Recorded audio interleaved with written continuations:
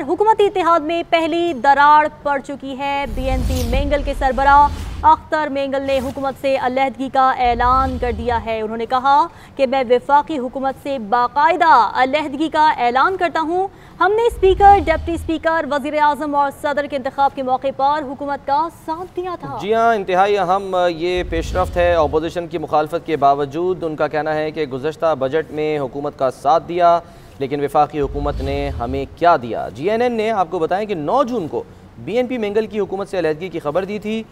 ये भी आपके इल्म में लेकर आएँ कि BNP मेंगल की कौमी असम्बली में 4 और सेनेट में 1 नशस्त है। अहम तरीन इत्तेहादी BNP मेंगल जिसके सरबराह की जानिब से अब ये ऐलान कर दिया गया है कि वो हुकूमती इत्तेहाद को छोड़ रहे हैं और इस तरह वो हुकूमत जो कि कायम हुई थी इत्तेहादियों की बिना पर, उसमें से अब एक इत्तेहादी ने साथ छोड़ दिया है। इस मौके पर क्या कहना था सरदार अख्तर मेंगल का, आपको वो दिखाते हैं।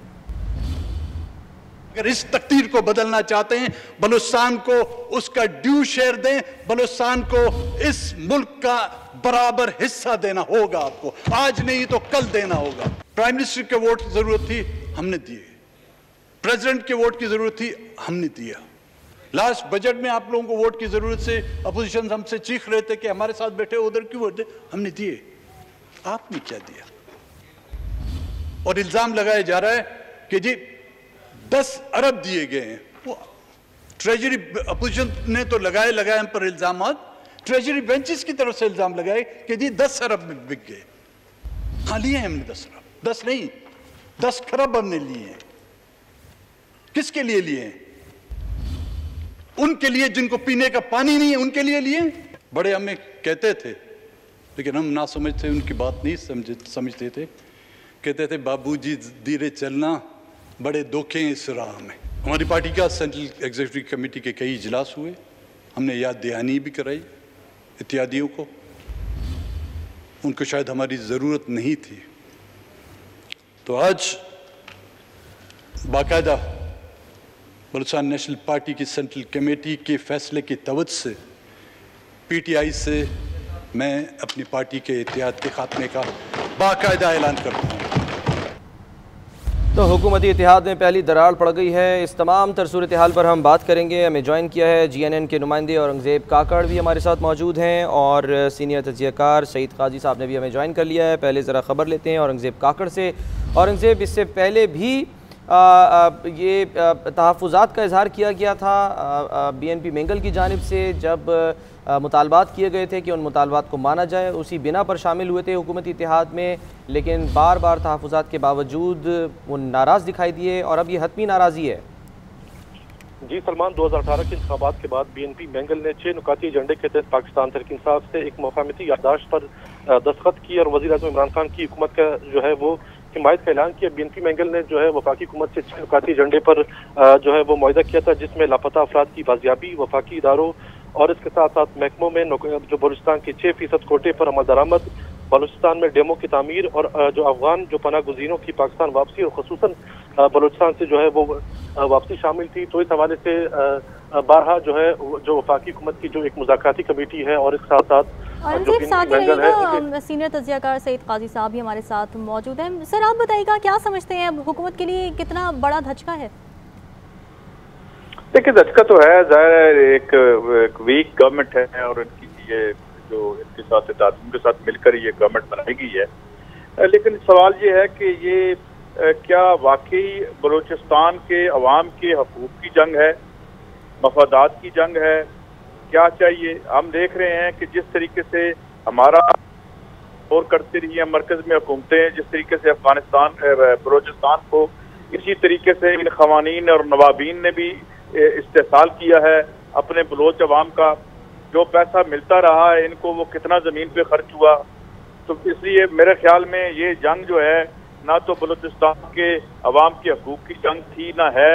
वो कौन लड़ेगा और कब होगी, वो तो सारे इस मुल्क के अवाम की जंग के साथ ही जुड़ी हुई है, जो तमाम ओप्रेस और जो एक आप कह लें कि जो ओप्रेस नेशनैलिटीज़ हैं और वो हर सूबे में मौजूद हैं।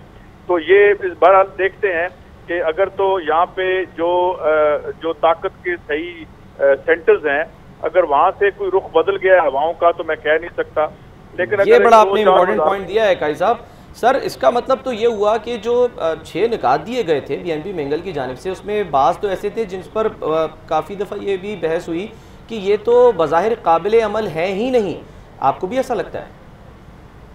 देखिए, सवाल ये है कि एक चीज तो होती है पब्लिक कंजम्पशन के लिए, एक वो लेन देन होता है। आप मुझे बताएं ना क्या लड़ाई होती है जब पंजाब के चौधरी नाराज होते हैं तो बात क्या निकलती है कि जी वो वजारत नहीं मिली जो आपने हमारे साथ वादा किया था।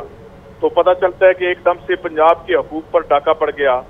तो फिर जब वजारतें एक दो मिल जाती हैं, अंदर जो है वो सारी डील वेल हो जाती है, उसके बाद मामला ठीक हो जाते हैं। तो देखते हैं इनके क्या मुतालबात हैं जो नहीं पूरे हुए। बाकी ये जो लिख के देते हैं, ये लिख के करते हैं। मैं तो बरमला ये कह रहा हूँ कि पाकिस्तान की शराफिया ने, भले वो बलूचिस्तान की शराफिया थी, पंजाब की थी या इस्लामाबाद की थी, उन्होंने हमेशा बलोची अवाम का जो है इस्तेसाल किया है, जिस तरह पंजाब के अवाम का हुआ है, सिंध के अवाम का हुआ है। और सिंध के अवाम का इस्तेसाल अब कौन कर रहा है वहाँ पे, जो सिंध की हालत है।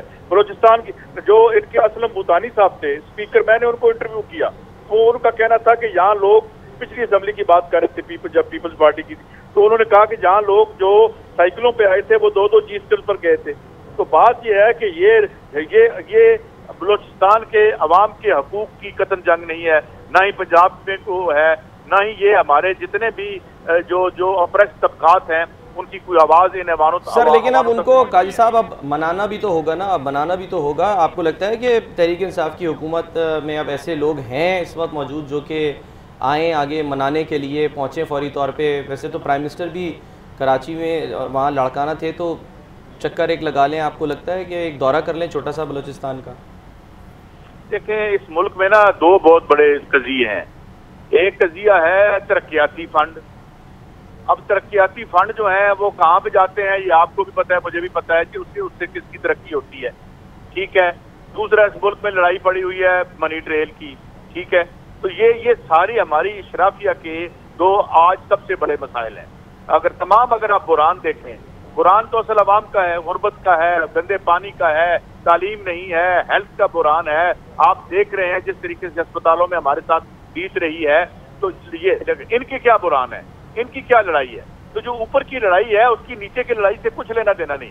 नीचे तो जिंदगी गुजारने की लड़ाई है, 2 वक्त की रोटी की लड़ाई है, रोजगार की लड़ाई है, बच्चों की तालीम की लड़ाई है। सर भट्टी साहब ने भी ज्वाइन कर लिया, आरिफ हमीद भट्टी साहब भी हमारे साथ मौजूद हैं। भट्टी साहब, ये कहा जाता रहा तज्जियों में भी, तबसरों में भी, और अपोजिशन भी कहती रही कि ये तो भाई बैसाखियों पे खड़ी है हुकूमत, तो वो अब जो बैसाखी है वो हिल गई है, टूट गई है। आपको लगता है कि ये इशारे हैं, ये किसी और तरफ के इशारे मिलने? जो काजी साहब भी कह रहे थे कि हवाओं का रुख तो नहीं बदल गया कहीं? देखें, ये कहना गलत ना होगा कि हुकूमत बैसाखियों पर है, लेकिन बैसाखियों पर रहते हुए इमरान खान ने तकरीबन तमाम माफिया को हाथ डाला। LMG हो, पेट्रोल हो, गंदम हो, चीनी हो और दीगर जमातें हो। लेकिन अख्तर मेंगल याद रखें कि वो खुद इनके साथ नहीं मिले थे, किसी ने मिलाया था। मेरी इतला के मुताबिक MQM भी सख्त नाराज है और आज होने वाली मुलाकात में वो तमाम खदशात का इजहार करेगी और यहाँ तक कहेगी कि आज के बाद हमने आपकी टीम से कोई मुदाकरात नहीं करने, जो करने आप करें। जो रिटर्न मुआहदे थे वो इनके सामने रखे जाएंगे, आपने पूरे नहीं किए। इधर परवेज लाई साहब के भी बाज लोगों से राब्ते हुए हैं। ऐसा लग रहा है कि पसे पर्दा कोई ना कोई चीज इमरान खान को मुश्किलात में डालना चाह रही है। अगर अख्तर मेंगल और MQM मिल के दूसरे वो भी लैदगी का ऐलान कर देते हैं या आइंदा चंद रोज बाद करते हैं, तो हुकूमत के लिए इत्मीनान का मोड़ लेना बज़ाहिर मुमकिन नहीं होगा। तो मेरा ख्याल है कि इमरान खान मुश्किलात में जा रहे हैं। अख्तर मेंगल की लैदगी की खबरें तो बहुत देर से आ रही थी, MQM की भी, परवेज लाई साहब की भी, क्योंकि इन तीनों इत्तेहादी जमातों को कहना था कि हमारे साथ जो एग्रीमेंट किए गए हैं कोई पूरा नहीं किया गया, टाल मटोल की जा रही है। और जब भी इमरान खान को कहते हैं वो अपनी टीम भेज देती है। पहले तो जहांगीर तरीन जाके मना लेते थे। अब मेरा नहीं ख्याल कि इमरान खान के पास कोई ऐसा सियासी फेस है जो इन इत्तेहादी जमातों से नाराज जो हुई है उनके साथ कोई बातचीत कर सकते। तो भट्टी साहब, हम ये कह सकते हैं कि तहरीक इंसाफ की हुकूमत ने पार्लिमानी सियासत पर खासा ध्यान नहीं दिया, क्योंकि तमाम इत्तेहादी जो है, MQM है, काफ लीग है और इसके अलावा BNP है, तमाम ही कभी भी एक पेज पर नजर नहीं आए। हाँ, यकीनन कहा जा सकता है। मेरा ख्याल है इमरान खान दरअसल ये भूल गए थे कि उनको बाद इत्तेहादी मिलवाए गए हैं। और इत्तेहादियों की भी कुछ डिमांड होती है। जब इत्तेहादियों के वोट से आप वजीर आज़म बनते हैं तो आपको भी उनकी कुछ शराइत माननी पड़ती हैं। बदकिस्मती है जो गैर मुंतखब लोग हैं इमरान खान साहब के करीब हो गए और सियासी विजन वाले लोग उनसे दूर होते गए, जिसकी वजह से उनके इत्तेहादियों की नाराजगी तकरीबन 22 महीने रहे हैं। तो आप देखें अख्तर मेंगल MQM और परवेज लाई की तरफ दर्जनों मरतबा इख्तलाफात और मामला को एग्रीमेंट को पूरे ना करने की शिकायत आती रही है। मेरा ख्याल है इमरान खान साहब को उनके जो गैर मुंतखब लोग हैं आज इस स्टेज पे ले आए हैं कि उनकी हुकूमत खतरे की तरफ जा रही है। काम देखना यह है कि जिन ताकतों ने अख्तर मेंगल GDA और MQM को नवाज शरीफ इमरान खान के साथ मिलाया था वो क्या किरदार अदा करते हैं। अगर वो किरदार अदा नहीं करते तो मेरा ख्याल है कि पीपल्स पार्टी और नून लीग की तरफ से अचानक असम्बली का इजलास बुलाया जाएगा और कहा जाएगा वज़ीर आज़म एतमाद का वोट लें। तो इस सूरत में अगर 3 इत्तेहादी जमातें साथ होती है तो एतमाद का वोट लेना। बिल्कुल। और इसका अगला जो मरहला है बड़ी साहब, उसकी भी अगर हम बात कर लें, ज़ाहिर खुल के आप हमेशा बात करते हैं। एक रोज़ पहले रात को मैंने एक स्टेटस लगाया था कि कोरोना के बाद इलेक्शंस, जो हालात कोरोना की वजह से बने हैं, चाहे वो मईशत के हों, चाहे वो जो अमवात हो रही हैं जिस तरह से, और लॉकडाउन का मजाक उड़ रहा है, मजाक बन रहा है, आपको लगता है कि ये वो अवामिल हैं जिसने कैटलिस्ट का किरदार अदा किया कि एतमाद जो है वो इस हुकूमत से अब उठता जा रहा है? देखिए, जो लोग इमरान खान साहब के लिए सॉफ्ट कॉर्नर रख रहे थे, मैं आपको यकीन से कहता हूँ उन्होंने मुख्तलिफ फल्स लेने के लिए सर्वे कराए और उन सर्वों में ये आया कि हुकूमत कारकर्दगी नहीं कर रही। जो इमरान खान साहब से उम्मीदें थी, जो उन्होंने कहा था मैं आऊँगा तो टैक्स कलेक्शन में बेहतर होगी, ओवरसीज पाकिस्तान से ज़्यादा पैसे भेजेंगे, और इकानमी का बुरा हाल हो चुका है। उन्होंने इमरान खान साहब को मुतअद्दिद बार कहा था कि आप गवर्नर्स की तरफ फोकस करें और मुल्क को, ज़राई मुल्क को मुख्तलिफ डेवलपमेंट की तरफ लाएं और एहतसाब के अमल को शफाफ अलग रहने दें। लेकिन उन्होंने एहतसाब को हुकूमत में अमल दखल किया, जिसकी वजह से कुछ लोग शायद हो सकता है इमरान खान के इस अमल से राजी ना हो कि वो जो वन साइडेड कर रहे थे कि सिर्फ अपोजिशन को टारगेट कर रहे थे और इकानमी बेहतर करने की बजाय इंतकाम की तरफ जा रहे थे। ये इमरान खान साहब के नादान दोस्त हैं 3 या 4 जिन पर ये मलबा गिरने वाला है। अच्छा, अब काजी साहब आप क्या समझते हैं सर, आने वाले दिनों में आपको लग रहा है हुकूमत जो है वो संभल जाएगी, कोई मसला नहीं होगा, फिर मना लेंगे, दोबारा से जो पहले बातें होती थी वही रिपीट हो जाएंगी, या आपको लग रहा है नहीं इस दफ़ा ज़्यादा टेंस सिचुएशन है और मामला जो है वो वक्त से पहले इंतखाब की तरफ भी जा सकता है? देखिए, हुकूमत इनकी हो किसी और की आ जाए, बदल जाए, इलेक्शन, पहली बात तो ये है कि कोरोना के ऐद में इलेक्शन ही कितना आम खाना फैसला होगा, जिसमें हम लोगों को यहाँ लॉकडाउन कर रहे हैं तो उसमें तो लॉकडाउन खोलना पड़ेगा ना फिर इलेक्शन में आपको। मगर आप ये समझ लें, हुकूमत इमरान खान की हो या किसी और की आ जाए, हम एक बुरान से दूसरे बुरान की तरफ सफर करते रहेंगे, क्योंकि बुरान इस इशराफिया के अपने जो किरदार है उसमें से निकलते हैं। मैं मिसाल देता हूँ आपको, इमरान खान ने क्या किया कि उसने एक रिपोर्ट निकाल दी IPPs की, वो कहीं नहीं गई, क्योंकि जाहिर है Imran Khan does not control everything in this country. Imran Khan ने शुगर की निकाल दी, सुना है खबरें गलत या सही आ रही हैं कि अब जो हैं वो तरीन साहब, वो नवाज शरीफ साहब से मिलने की बातें हो रही हैं। मैं सोशल मीडिया को कोट कर रहा हूँ, which is of course not reliable, लेकिन इसे कोई बेहद कियास भी आप नहीं समझ सकते। जहाँ पे आपकी थिन सी मेजॉरिटी हो वहाँ आपके विजन धरे के धरे रह जाते हैं। विजन जो है, विजन इमरान खान साहब का एक विजन है और एक कार्टल्स का विजन है, और हुकूमत डिपेंड कार्टल्स पे कर रही हो, आप अपना विजन की डुगडुगी बजाते रहे। सारी बातें आपकी बिल्कुल आप सही कह रहे हैं, जो इशारा आप दे रहे हैं कि ठीक है जी, माफिया के खिलाफ जो है वो इमरान खान एक सीसा पिलाई दीवार बनते नजर आ रहे हैं। इमरान खान ने भी हमें ज्वाइन कर लिया है, जो हमारे इमरान खान है यानी senior anchor person Imran Khan, उनसे भी पूछ लेते हैं। इमरान, आपको क्या लग रहा है कि ठीक है आप माफिया के खिलाफ हो गए, आपका जो नारा था, आपका मंशूर था, सजाएं किसको हुई, पकड़ा कौन गया, कोई हतमी तौर पे कोई बात सामने आई, कोई पैसा वापस आया? ये असल तो लोग सवाल ये करते हैं इमरान। देखिए, ये सवाल लोगों को अदालत से पूछना है, सिस्टम से पूछना है। इस सवाल के जवाब के लिए हुकूमत रिस्पॉन्सिबल नहीं होती। हुकूमत सिर्फ एक माहौल पैदा करती है कि जनाब हम किसी को नहीं बचाएंगे। हाँ, अगर आप किसी को पकड़ लेंगे तो हम कभी भी ऐसा नहीं करेंगे कि हम कहें कि नैब शुरफा की पगड़ियां उछाल रहा है। हम ये भी नहीं करेंगे कि नैब के दांत तोड़ेंगे। हम ये भी नहीं करेंगे कि हम यहाँ पे पार्लियामान में खड़े होकर या PID के दफ्तर में बैठ के इदारों के ऊपर कीचड़ उछालेंगे। हम ये नहीं करेंगे और हम आपकी टांग नहीं खींचेंगे। आप अपना काम करें। हुकूमत सिर्फ इतना कर सकती है कि एक माहौल दे सकती है एहतसाब के लिए, एक ऐसा माहौल जहाँ पे इदारे खुल के अपना काम करें, उनको कोई थ्रेट ना कर रहा हो या उनको धमकियां ना दी जा रही हो या जजेस को धमकियां ना दी जा रही हो या काम करने वालों को ये ना लगे कि उनकी जान को खतरा है। तो वो माहौल हुकूमत ने मेरे ख्याल में दिया, लेकिन अब उसके बाद जो सवालात आपने उठाने हैं वो आपने इदारों से, सिस्टम से और अदलिया से उठाने हैं। आप वहां जाके सवालात कीजिए कि कैसे लोग बच जाते हैं, क्यों रिकवरीज नहीं होती, क्यों आप वो नहीं कर पा रहे जो एक्चुअली इंसाफ के मुताबिक होना चाहिए था। तो ये बहुत बड़े तल्ख सवालात हैं और वो बहुत ताकतवर इदारे हैं। इमरान साहब, एक सवाल BNP मेंगल ने भी किया है हुकूमत से कि वफाकी हुकूमत ने हमें दिया ही क्या है, तो आप क्या समझते हैं इसका जवाब होगा हुकूमत के पास? वफाकी हुकूमत ने वैसे किसी को भी कुछ नहीं दिया, ये तो बात सच्ची है, और ना वो देने की अहलियत रखते हैं। इस वक्त तो सबसे पहले हमने वापस देने हैं पैसे उनके जिनसे हम लेके खाते रहे इतने सालों तक। कई दहाइयों तक हमने कर्जे लेकर खाए हैं। पाकिस्तान का बाल बाल कर्जों के अंदर डूबा हुआ है। पहले तो कर्जे उतारे ना दुनिया के, और दुनिया के कर्जे उतारने के बाद फिर आपस में पैसे बांटने की बारी आएगी। हुकूमत के, मुझे एक दोस्त पूछ रहे थे कि बजट का इस दफा बजट बना ही नहीं, बजट में था ही कुछ नहीं, ना इनके पास देने के लिए कुछ है और ना ये कुछ दे सकते हैं। और अगर ये कुछ कर सकते थे तो उसकी काबिलियत ही नहीं है इनके अंदर। काबिलियत का मैं इसलिए कह रहा हूँ कि अगर काबिलियत होती तो कम से कम इमरान खान के पास अपना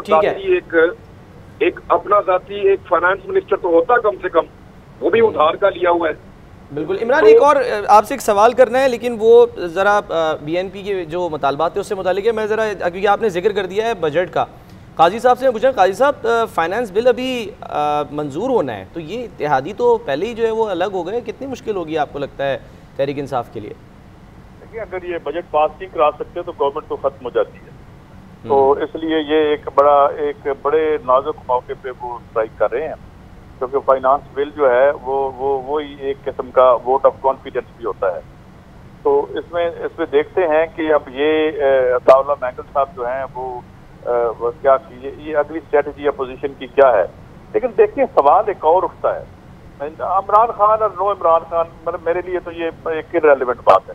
सवाल ये है कि ये इमरान खान के जाने के बाद जो आएंगे वो पैसे निकलवा लेंगे, क्योंकि इमरान खान को निकालने में तो वो लोग मुतहरक हैं जो जिनको ये वहम हो गया है कि शायद इमरान खान पैसे निकलवा लेगा। यानी अगर वो लोग जिनको अभी तो भट्टी साहब बिल्कुल ठीक कह रहे थे कि किस किस माफिया को हाथ नहीं डाला, अगर माफिया की मर्जी के मुताबिक कोई ऐसी गवर्नमेंट आ जाती है कि जो अलामती तौर पर भी उनके खिलाफ कोई कार्रवाई ना करें, तो पैसे निकलने तो खत्म हो गए। ये पैसे निकालने वाले लोग नहीं है, ना ये सिस्टम है, ना ये सिस्टम में पैसे निकल सकते हैं। और इस तरह हुकूमतें यहाँ इसी तरह लाई जाती हैं कि बड़ी उनकी वो दिन गए जब वो 2/3 मेजॉरिटी हुआ करती थी। 2/3 मेजॉरिटी भी हमने देख ली है, जब उठा के बाहर फेंकनी हो तो 1 मिनट लगता है।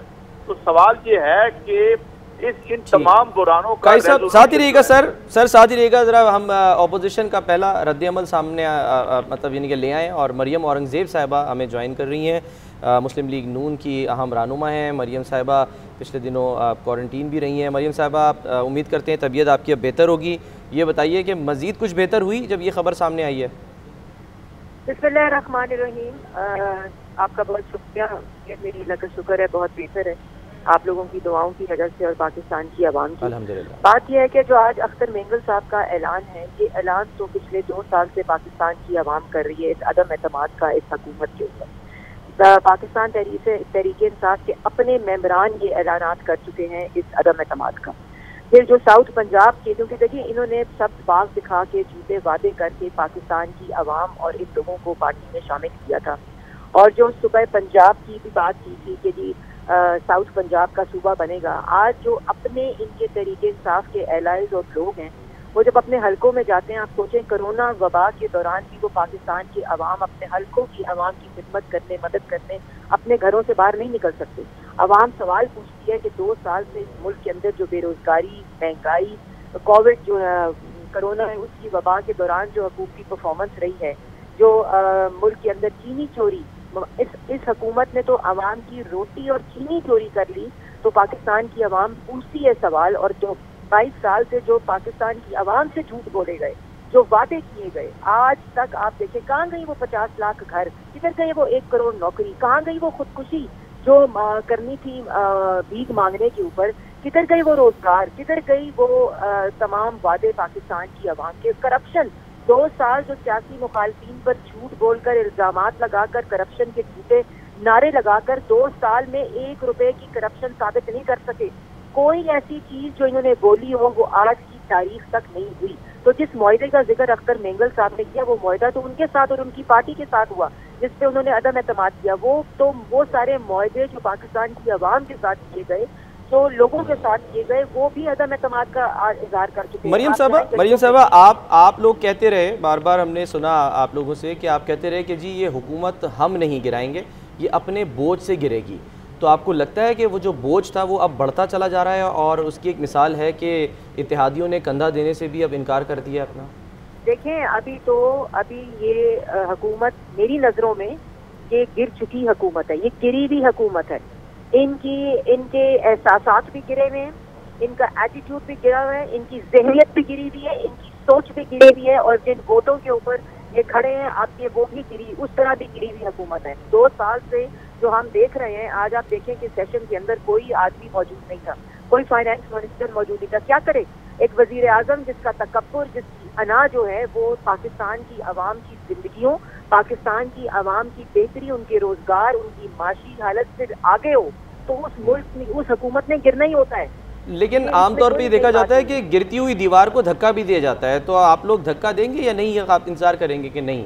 जी, वो दीवार जो ईंटों पे खड़ी हो ना, उसको वो दिया जाता है। इनको धक्कों की जरूरत भी नहीं है, इनको किसी किस्म की गिराने की जरूरत भी नहीं है। ये खुद सहारे पे खड़ी हुई हुकूमत जो है ये गिर चुकी है।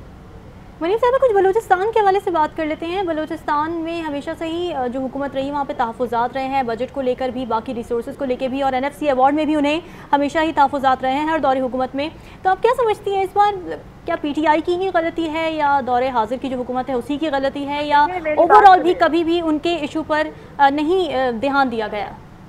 देखिए, बात यह है कि इस वक्त हुकूमत PTI की है, इस वक्त हुकूमत PTI की है। पाकिस्तान मुस्लिम लीग नून ने जिस सूबे से, चाहे वो सिंध हो जहाँ हुकूमत नहीं थी, पहली दफा नवाज शरीफ वो वाहिद वजीर आजम था जिसने सूबों की मेजॉरिटी ही को हुकूमत देने की, या ये PTI की हुकूमत नवाज शरीफ की मैरून मिंबर थी।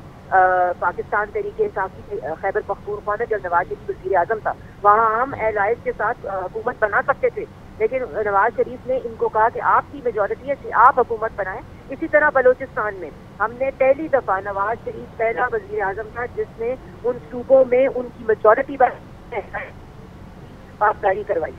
ये आज हुकूमत है इमरान खान, आज देना होगा इस नालायक हुकूमत को। आज 2 साल से जो मुआहदे किए थे, एक मुआहदा पूरा नहीं हुआ, लेकिन जैसे मैं पहले कह चुकी हूँ, ये मुआहदा तो अख्तर मेंगल का एक मुआहदा है। पाकिस्तान की आवाम से जो हजारों मुआहदे इस नालायक हुकूमत ने किए, उसमें भी तो उस वक्त मरियम साहबा, उस वक्त जो आपने ये मौका दिया PTI को कि बना ले, जब आप लोग विफाक में थे, तो ये एक नॉर्म्स को फॉलो किया या एक एहसान किया था ये PTI पर? ये एहसान था, क्योंकि जमहूरी रवैया था नवाज शरीफ का, उनकी फराख दिली थी। अगर एलाइज के साथ, हम दूसरी पार्टियों के साथ हुकूमत पाकिस्तान मुस्लिम लीग नून की बना सकते थे, और हमने नवाज शरीफ ने ये मौका दिया इमरान साहब को कि वो अपनी हुकूमत वहाँ बनाए। लेकिन फिर मरियम साहबा ये भी तो कहते हैं ना, जिस पर एहसान करो उसके शर से डरो, तो वो तो फिर जाहिर है नताइज फिर सामने भी आ गए। जी बिल्कुल, नताइज सामने आए। पाकिस्तान की आवाम जो जिनको बड़ी मतलब, मैं तो आज तक इनको हकीकी हुकूमत ही नहीं समझती, सिलेक्टेड हुकूमत है, RTS वाली हुकूमत है। इलेक्शन कमीशन के RTS को बिठाकर जो हुकूमत लाई गई है, और इस तरह जब होता है तो फिर पाकिस्तान की आवाम के साथ भी ऐसे ही। ठीक है, अच्छा अब ये बताइए कि अब फ्यूचर में जाहिर सी बात है कि सब ये देख रहे हैं कि एक इत्तेहादी अलग हो गया, अब डेवलपमेंट तो होगी, इसमें हो सकता है मनाने की कोशिश की जाए, हो सकता है ना माने। अब फाइनेंस बिल जो है वो अप्रूव होना है अभी, क्योंकि बजट पेश तो हो गया है, लेकिन उसका अप्रूवल होना है, कौमी असम्बली से ही होना है। उसमें आपको लग रहा है कि दिक्कत होगी? देखिए इस हुकूमत को ये एक्ट इतना कैसे है, इतनी बेहसी है, आप इनकी शक्लें तो देखें जो बचे, मतलब आप इनकी शक्लों से इनकी परफॉर्मेंस का अंदाजा लगाएं कि किसी को समझ ही कुछ नहीं है। ये समझते हैं 22 करोड़ अवाम है, इसका मजाक नहीं हो सकता इस तरह। और ये इनका जो इनका तकब्बुर है, इनका बहुत है। इमरान साहब की खुदा वो जिस तरह ख्वाजा आसिफ साहब ने अपनी तकरीर में कहा कि आप किसी साइकोलॉजिस्ट को दें या साइकियाट्रिस्ट को दें इनकी तकरीर और ये ना बताएं कि ये कौन है, तो इनका दिमागी मुआयना कराएं कि जो तकरीरें करते हैं उनको खुद समझ नहीं आती वो क्या बोल रहे हैं। ठीक है, ठीक, बहुत बहुत शुक्रिया मरियम औरंगज़ेब साहिबा, मुस्लिम लीग नून की तर्जुमान हमारे साथ मौजूद। आरिफ हमीद भट्टी साहब तज़किया दे रहे थे, काजी सईद साहब, इमरान खान साहब, आप सबका बहुत शुक्रिया।